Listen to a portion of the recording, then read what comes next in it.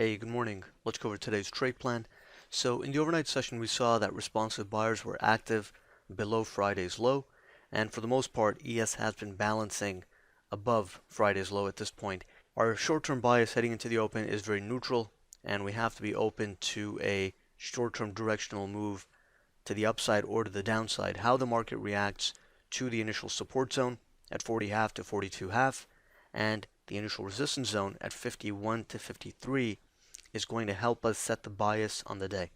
At the same time, keep an eye on the other markets, Nasdaq and the Russell. If they are holding above their lows from Friday and the overnight low, and we're not really getting a whole lot of downside momentum, then we could get upside activity and it could lead to a move back above 51 to 53.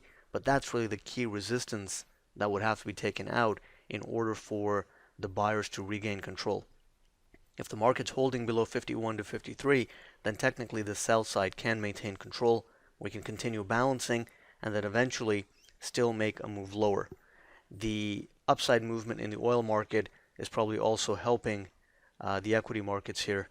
And for that reason, we don't want to get overly bearish at support heading into the open. We are going to have to see the other markets heading lower, ideally taking out their lows from Friday, sustain downside momentum, and declining AD line in order to get any kind of sustained move lower below 40.5 to 42.5 and below Friday's low of 38.5.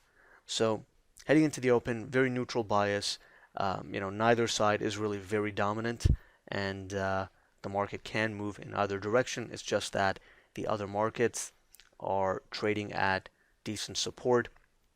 ES is stronger than the other markets, so it's actually holding up fairly well. So we just don't want to go into the day overly bearish simply because of the price action that we saw on Friday.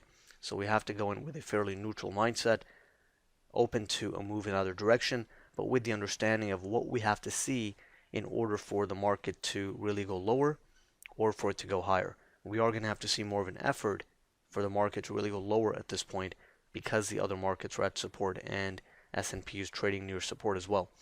If ES can hold the initial support zone, then on the upside we can test 51.53, and like I said, that's really the key zone that will need to be taken out.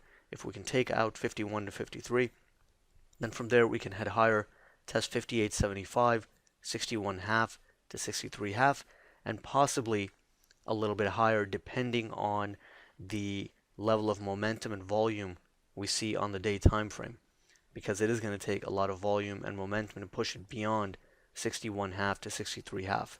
So in the event that the market's holding the initial support and we start getting some upside momentum, then there is potential to at least go back up towards 61.5 to 63.5, and then beyond that it starts to become a bit of a stretch and you really start to push a range extreme. So we may not go too far beyond the 61.5 to 63.5 zone, but if there is sufficient momentum, then the next level up would be 66.5 and then 69.75 and 71.73, although those are range extreme areas, so unlikely that the market will tag it even if we get an upside move.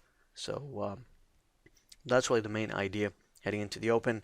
Keep an eye on the initial support zone. Keep an eye on the other markets. I think they're going to provide a pretty nice heads up here. And if we're not seeing weakness in the other markets, if we're not seeing selling in the Russell and Nasdaq, then keep in mind that the S&P is the stronger market anyway. And if the weaker markets aren't selling off, then it's unlikely that S&P is going to sell off. So that's really how the market is set up heading into the open today. Keep an eye on initial support. I think that helps set the bias, and we'll take it from there.